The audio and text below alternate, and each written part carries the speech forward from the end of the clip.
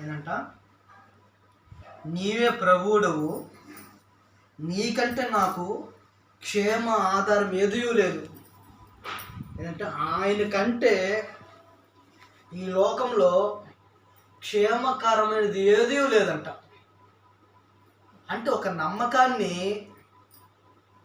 తన పిల్లల కోసం దేవుడు రాయించాడు. దేవుడు నమ్ముకుంటే క్షేమకరం అంట. అది శరీరానికి కానివ్వండి, ఆత్మకు కానివ్వండి, ప్రజలకు కానివ్వండి, ప్రతి ఒక్కరికి కూడా క్షేమకరమైనది ఏది అని అంటే కేవలం దేవుడిని నమ్ముకోవటం వలన మాత్రమే. దేవుని నమ్ముకోవాలంట. అదే మనకి క్షేమం అంట. ఒకటి, మనం నమ్ముతున్న దేవుడు ఏం చేస్తున్నాడో తెలుసా? మనం నమ్ముతున్నాం అంటే ఇతరులు ప్రకటించి లేదా వాక్యం చదివి నమ్ముతున్నాం. అదే దేవుడు తన మనసును ఎలా తెలుపుతున్నాడంటే చూడండి, 14వ అధ్యాయం 2వ వచనం.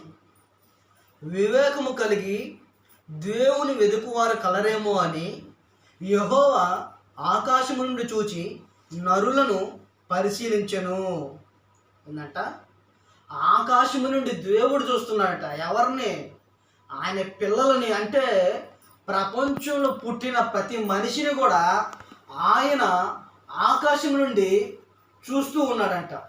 నా పిల్లలు ఏం చేస్తున్నారు, నా పని చేస్తున్నారా, లేకపోతే వాళ్ళ పని మీద ఉన్నారా?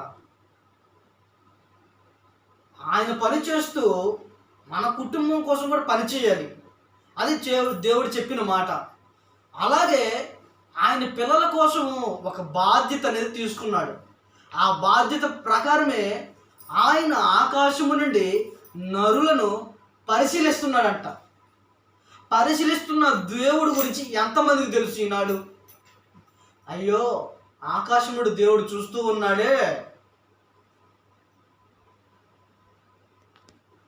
పాపం చేస్తే ఎలా? దేవుడు చూస్తూ ఉన్నాడట. మన మనసులను ఎరిగిన దేవుడు ఒకటే మాట చెప్తున్నాడు. ఏమని తెలుసా? ప్రజలకు మారు మనసు అవసరం. అందుకే అంట ఇక్కడ భూమి మీద పుట్టిన ప్రతి మానవుని కూడా పరిశీలిస్తున్నాడంట. రేయ్, నువ్వు ఎలా ఉన్నావు? నీ భక్తి జీవితం ఎలా ఉంది? జాగ్రత్త, సరిచేసుకోండి అని దేవుడు ఒక బాధ్యత ప్రకారం తీసుకొని ప్రజలకి హెచ్చరిస్తున్నాడు. హెచ్చరించిన ఆ దేవుడి కోసం మనం ఎలా జీవిస్తున్నాం అంటే ఇక్కడ చూడండి, 15వ అధ్యాయం 2వ వచనం చదువుదాం. యథార్థమైన ప్రవర్తన కలిగి నీతిని అనుసరించుచు హృదయపూర్వకంగా నిజము పలుకువాడే, అటు వాడు నాలుకతో కొండెమలాడు, తన చెలికానికి కీడు చేయుడు, తన పొరుగు వాని మీద నింద మోపడు. ఏంటంట, ఇలాంటి భక్తులు కావాలి దేవునికి. ఏంటంట, యథార్థమైన ప్రవర్తన కలిగి నీతిని అనుసరించుచు హృదయపూర్వకముగా నిజము పలుకువాడంట. ఎంతమంది ఉన్నారు నీ ప్రపంచంలో అలాంటి భక్తులు? ఈ రోజుల్లో చూస్తున్నాను, ఒక 100 రూపాయలు పోయింది అనుకోండి, అది దొరికినాడు మనకి ఇస్తాడా ఇవ్వడా? 100%, 99% అతను తీసుకెళ్తాడా? 1% అయ్యో పాపం వాళ్ళకి ఎన్ని సమస్యలు ఉంటాయో అని తిరిగి ఇచ్చే వాళ్ళు ఎంతమంది ఉన్నారు? ఒకసారి ఆలోచించండి. అయితే ఇక్కడ ఏమంటున్నాడంటే దేవుడు, అట్టివాడు నాలుకతో కొండెమలాడు, తన చెల్లికానికి కీడు చేయుడు. ఏంటంట, కీడు మన సహోదరుల మీద కానీ సహోదరుల మీద కానీ మనము కీడు అనే ఆలోచన మన మదిలోనికి రాకూడదు.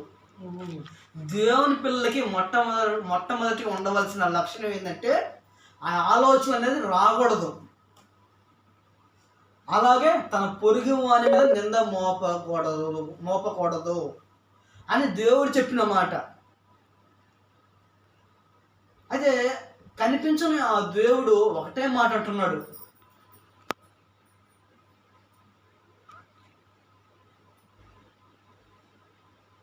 ఏమని?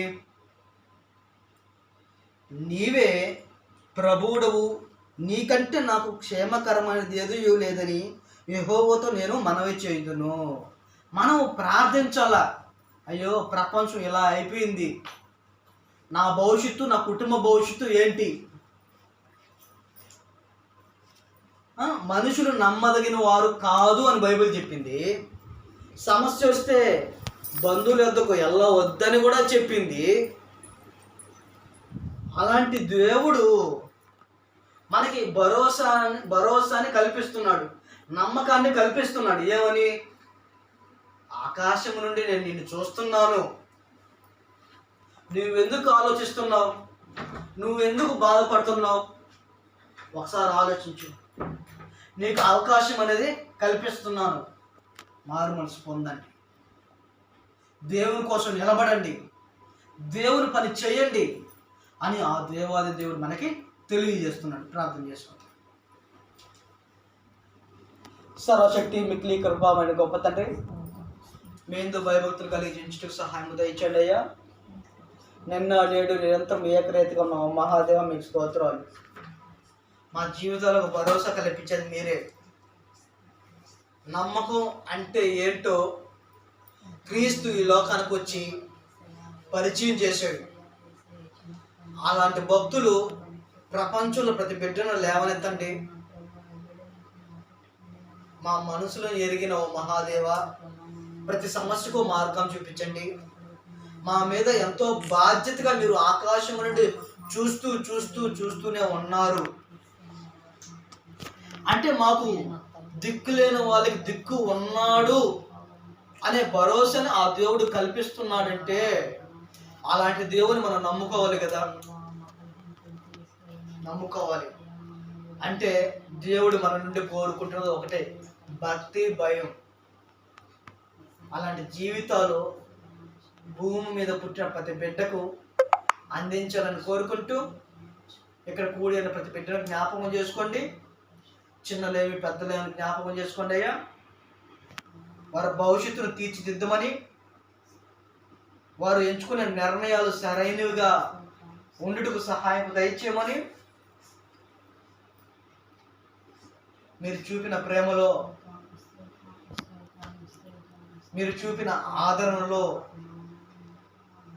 ప్రతి కుటుంబం ఉండినట్లు సహాయం దయచేయమని క్రీస్తు పేట ప్రార్థించి అడిగి వచ్చినాం తండ్రి. ఆమేన్.